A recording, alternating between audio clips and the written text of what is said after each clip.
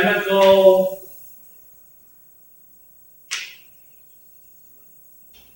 binding. No, wait. Bonding. Chemical bonding. Your next test is going to be on chemical bonding. Yes, go on. Well, you have these chemicals, some chemicals, and they are bonding to each other. Yeah, chemical bonding. So our test is just on the words chemical bonding? No, not just the words, also the concept. And what is the concept? That the chemicals are likely to undergo the process of bonding. What is chemical bonding? Okay, let's calm down.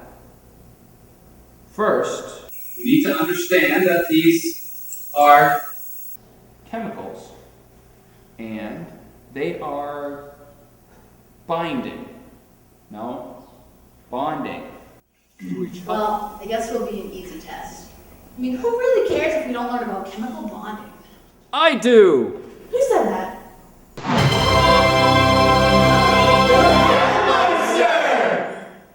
Correct! I am here to help you. Hi, excuse me. Do you have a hall pass? Combustion!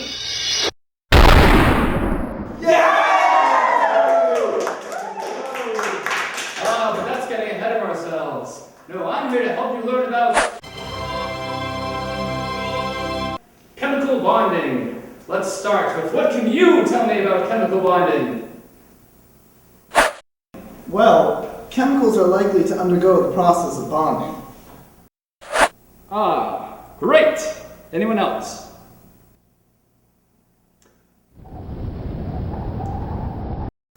Well, it looks like I'll have to start at the beginning. To understand what chemical bonds are, you need to understand what elements, atoms, ions, and compounds are. I know this!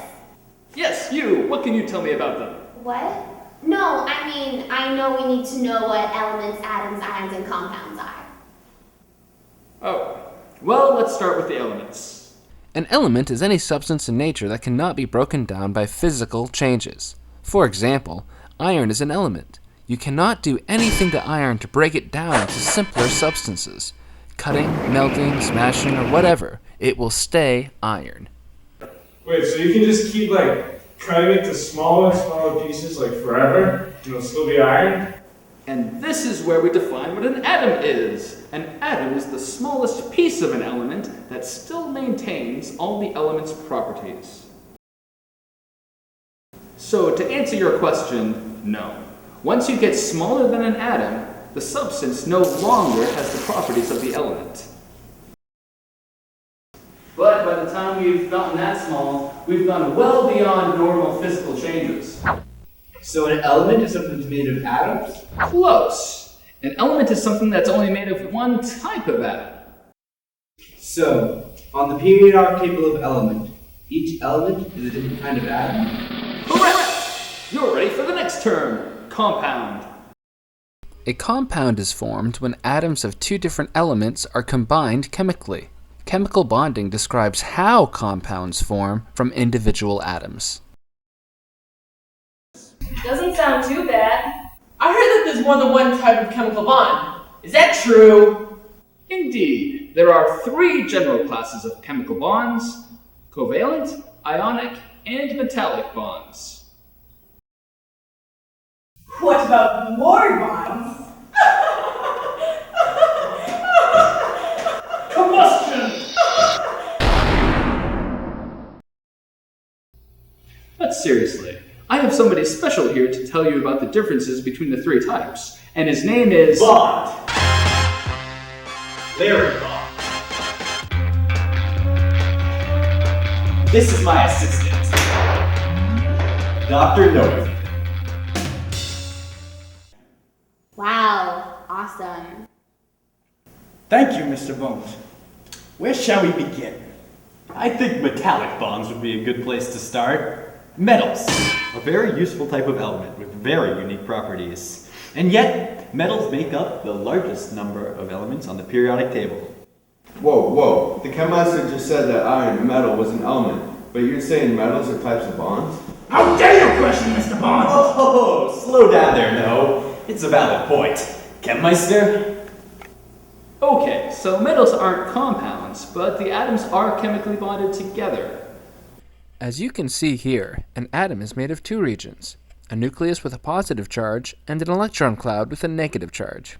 Without going into too much detail, let's just say that metals don't hold on to their electrons very tightly. When several metal atoms are next to each other, they tend to share electrons. In fact, so many electrons are being shared at once that this is compared to being in a sea of electrons. All the atoms are held together from the attraction between the nucleus and the electron clouds. Since the electrons are virtually everywhere and move quickly, metals are a very good conductor of electricity.